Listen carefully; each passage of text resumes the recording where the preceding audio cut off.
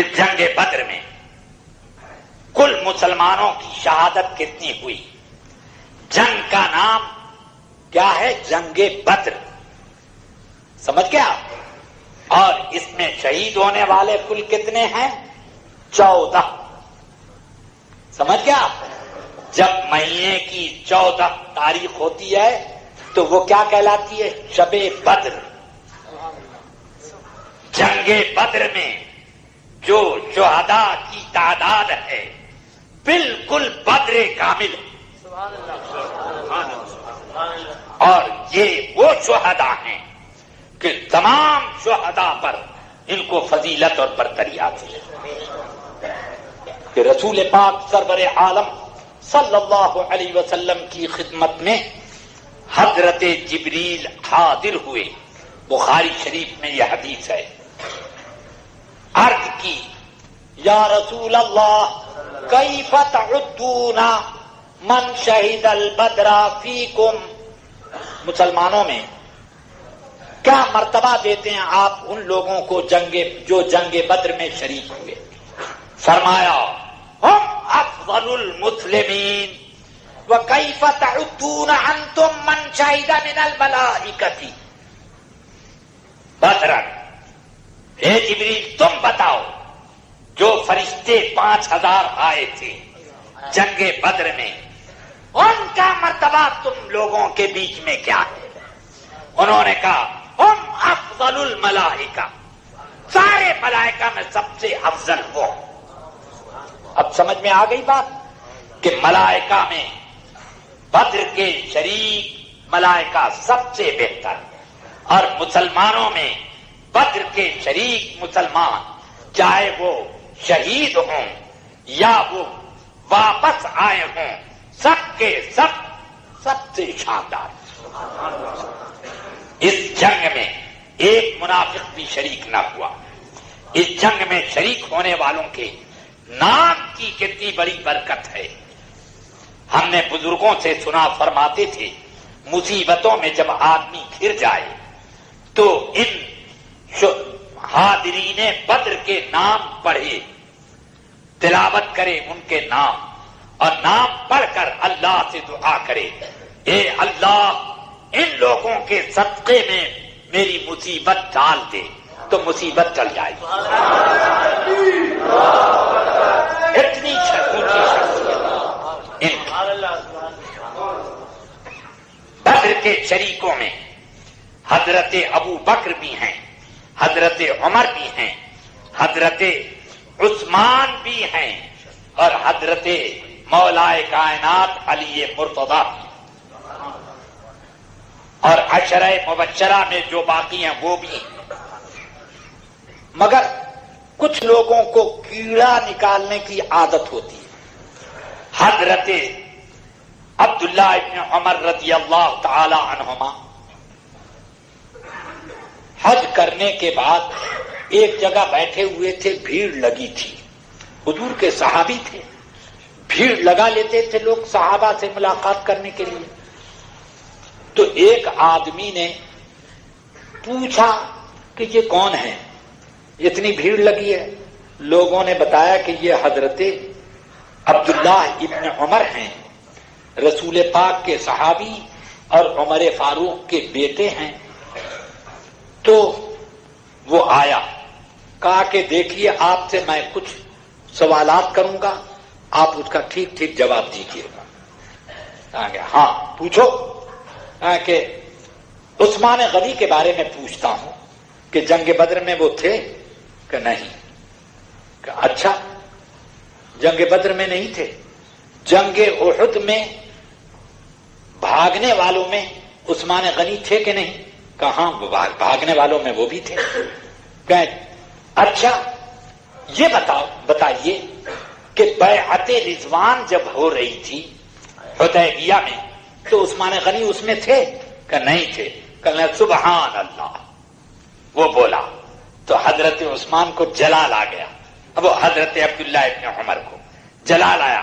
فرمایا ٹھیک میں تجھے بتاتا ہوں،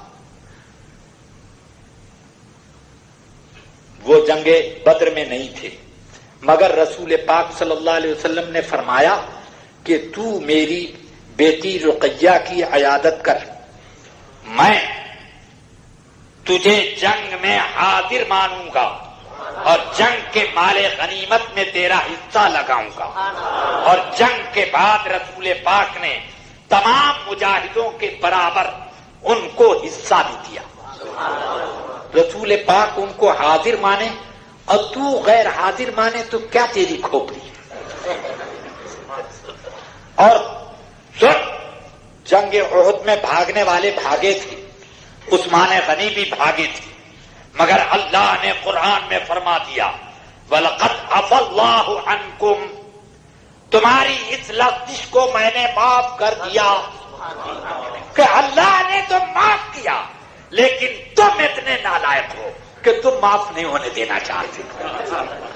اللہ نے تو معاف کر دیا اور تم کہتے نہیں اللہ معاف کرے، ہم معاف ہونے نہیں دیں گے۔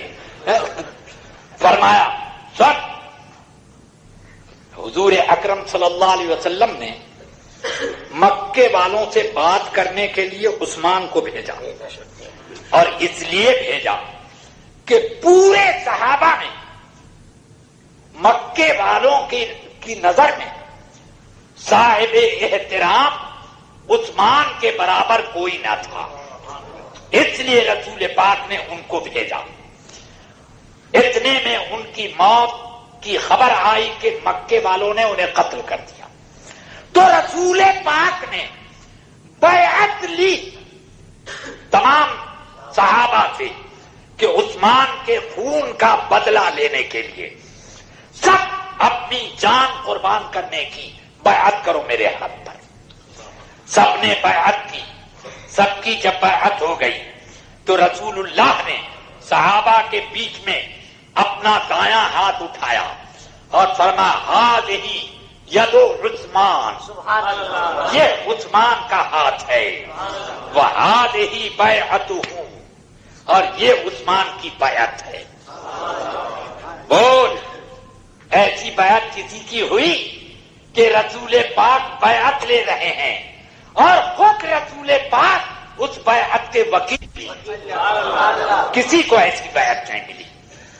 اب بول، اذهب بہذا، جا یہ میرے جواب لے کے جا، اب بول۔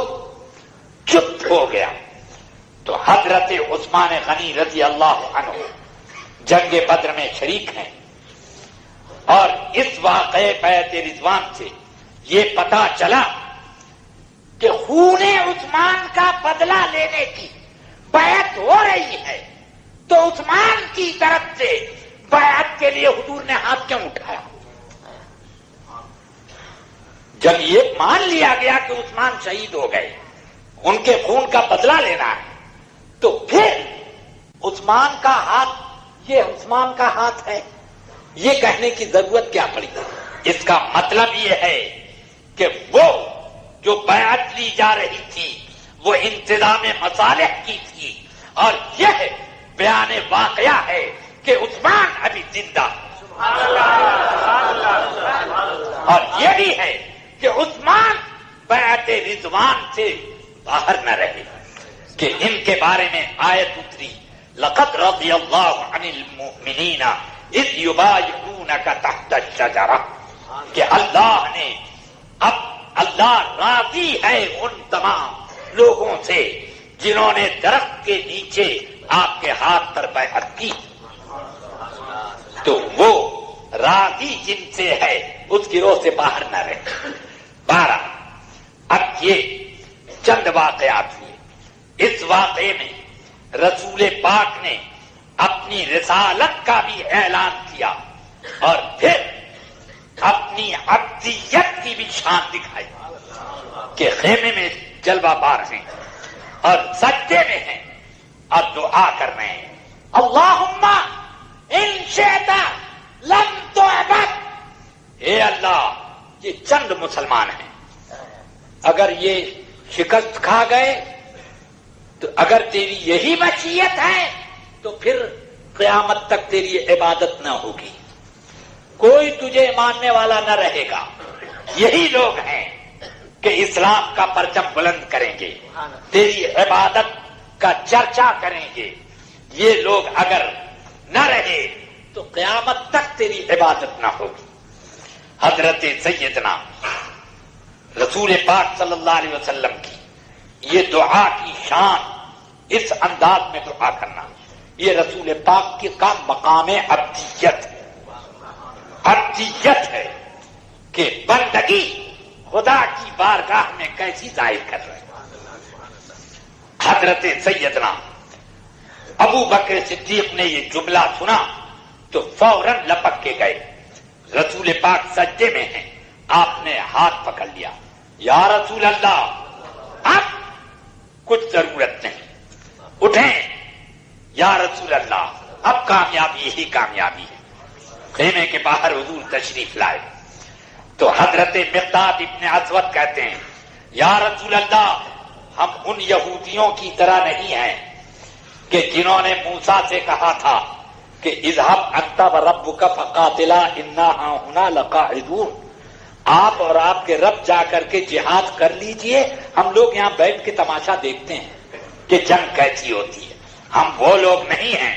یا رسول اللہ انا نقاتل عن یمینک وعن شمالک وبین یدیک ومن خلفک، اے اللہ کے رسول ہم آپ کے آگے سے لڑیں گے، پیچھے لڑیں گے، دائیں لڑیں گے، بائیں لڑیں گے، آپ کے اوپر دشمن کو نہیں آنے دیں گے۔